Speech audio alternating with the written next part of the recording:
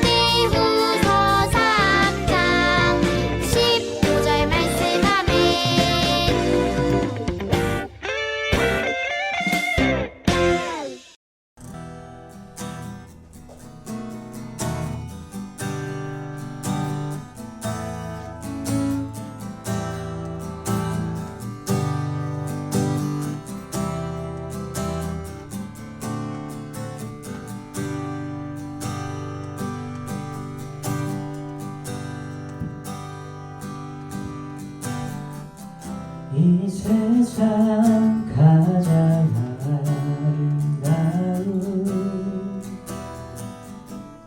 순종의 눈물 온 세상 다시 빛나게 한 생명의 눈물 그가 이 땅에 오신 이유 죽어야 살게 되고 저야만 순진하네 놀랍고 영원하신 분 지으신 그대로 회복시킨 우리의 창조주 그리스도 십자가의 길로 아버지 뜻 이루셨네 그가 이 땅에 오신 이유 이제 우리에게 맡겨진 그 소망 그 사랑 그 생명 아름답고 눈부신 십자가의 길 우리가 이 땅에 살아가 이유 그가 이 땅에 오신 이유 그가 이 땅에 오신 이유 죽어야 살게 되고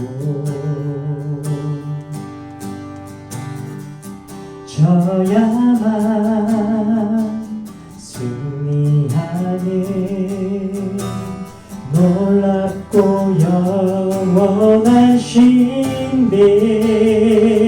지으신 그대로 회복시킨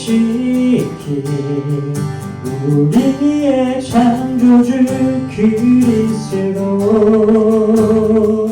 십자가의 길로 아버지 뜻 이루셨네. 그가 이 땅에 오신 이유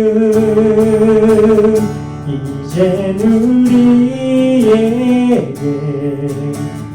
맡겨진 그 소망 그 사랑 그 생명 아름답고 눈부신 십자가의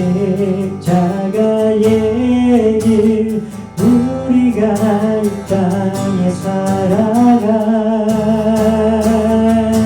이 지으신 그대로 지으신 그대로 회복시킨 우리의 창조주 그리스도 십자가의 길로 아버지 뜻 이루셨네. 그가 이 땅에 오신 이유 이젠 우리에게 맡겨진 그 소망 그 사랑 그 생명 아름답고 눈부신 십자가의 길 우리가 이 땅에 살아가 지으신 그대로 지으신 그대로 회복시킨 우리의 창조주 그리스도 십자가의 길로 아버지 뜻 이루셨네. 그가 이 땅에 오신 이유 이젠 우리에게 맡겨진 그 소망 그 사랑 그 생명 아름답고 눈부신 십자가의 길 우리가 이 땅에 살아가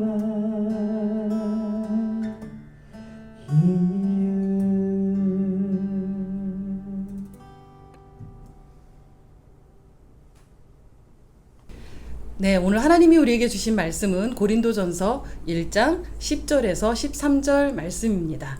온 가족이 모두 한 절씩 순서대로 돌아가면서 하나님 말씀을 읽도록 하겠습니다. 형제들아, 내가 우리 주 예수 그리스도의 이름으로 너희를 권하노니 모두가 같은 말을 하고 너희 가운데 분쟁이 없이 같은 마음과 같은 뜻으로 온전히 합하라. 내 형제들아, 글로에의 지편으로 너희에 대한 말이 내게 들리니 곧 너희 가운데 분쟁이 있다는 것이라. 내가 이것을 말하거니와 너희가 각각 이르되 나는 바울에게, 나는 아볼로에게, 나는 게바에게, 나는 그리스도에게 속한 자라 한다는 것이니 그리스도께서 어찌 나뉘었느냐? 바울이 너희를 위하여 십자가에 못 박혔으며 바울의 이름으로 너희가 세례를 받았느냐? 아멘.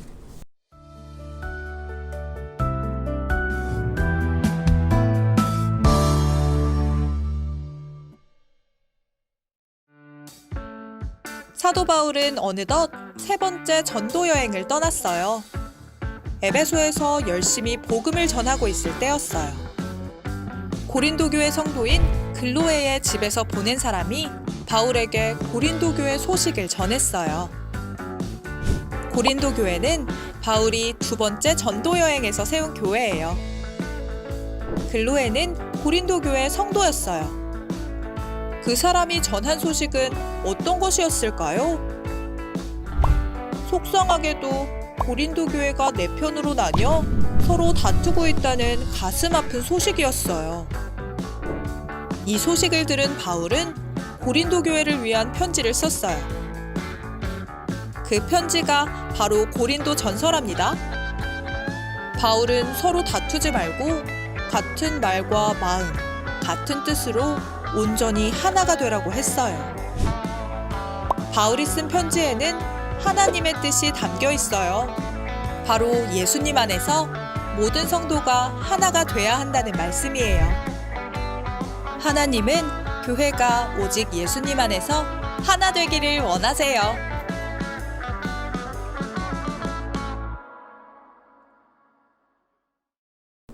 네, 오늘은 고린도 교회에 사도 바울이 보낸 편지예요.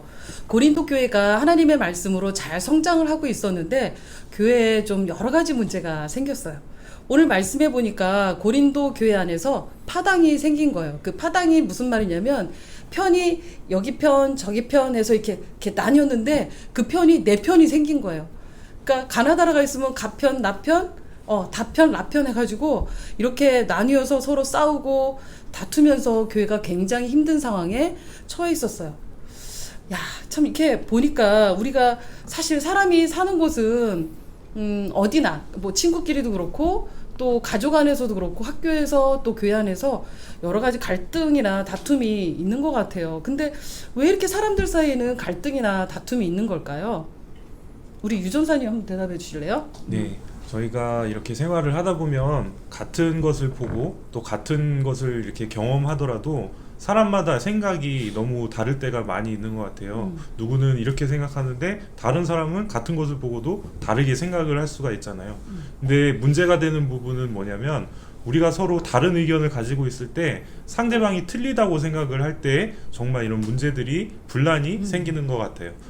다른 사람의 의견을 존중해주지 못하고 나만 옳다고 이렇게 얘기할 때, 다른 사람의 의견을 틀렸다고 얘기할 때 문제가 생기지 않나 생각을 해보았습니다. 맞아요. 틀렸어 이러면 굉장히 화가 나요. 그러니까 다른 사람 얘기를 별로 듣지 않게 되는데 또 우리 갈등이나 다툼이 왜 있는 걸까요, 우리 조사님? 어떻게 보면 다 똑같은 얘기일 것 같긴 한데 어쨌든 네. 그 모든 것의 기준이 좀 자기 위주로 세상이 그래요. 돌아간다라고 맞아요. 생각을 하다 보니까 내가 불편하면 안 되는 거야. 뭐 좀 이런 식으로 사람들과 다투게 되고 내가 조금 더 편하고 내가 조금 더 조명을 받고 내가 좀 더 잘 돼야지 이게 맞는 거고 그게 아니면은 저건 잘못된 거야. 그러면 안 돼라고 무조건적으로 이야기를 하기 때문에 아무래도 분쟁이나 다툼이 생기는 게 아닌가 싶습니다. 그래요. 뭐 나만 오라라고 하면은 정말 이건 같이 대화가 될 수 없는 거죠. 그러면 결국은 싸움을 할 수밖에 없는데 이런 부분들을 우리가 내가 왜 싸우고 있는지 갈등하고 있는지 우리 두 전사님들의 얘기를 통해서 한번 생각을 해보셨으면 좋겠습니다. 그리고요, 우리 두 번째 질문 한번 해볼게요. 그 고린도 교회가 지금 여러 편으로 파당으로 이렇게 나뉘었다고 했는데 말씀해 보면 게바파가 있었고요, 아볼로파가 있었고 바울파가 있었고 또 그리스도파가 있었어요. 우리 한번 왜 이렇게 이 파들이 나뉘어서 갈등하고 싸우고 있는지 각 파의 의견을 한번 들어보도록 하겠습니다. 아니 근데 솔직히 한번 이게 예수님 옆에서 수제자로 3년 동안 같이 다닌 사람입니다. 베드로라는 사람이. 우리가 그분을 안 믿고 그분을 안 따르면 누구 지금 뭐 솔직하게 얘기해서 예수님을 본 적도 없는 사람들이 어디 갑자기 무슨 파다하고 나타나가지고 그게 옳다고 이야기를 하는데 그게 아니 세상에 베드로 아니면 솔직히 다른 제자들 중에 또 다 도망가고 다 그렇게 되는데 베드로가 최고지 않겠습니까? 우리 베드로를 따라야 됩니다. 우리 베드로파가 최고입니다. 어디? 그렇게 말씀하시면 섭섭하죠. 우리 고린도 교회를 처음으로 세우신 분이 누구십니까? 바로 바울 선생님 아니시겠습니까? 바울 선생님이 안 계셨다면 이 고린도 교회도 없는 겁니다. 그러니까 우리는 당연히 바울 선생님을 따라야 합니다. 안 돼. 아니에요. 다들 무슨 말 하는 거예요? 지금 아볼로 선생님이 가르치고 있어요. 나는 아볼로 선생님한테 세례를 받았다고요.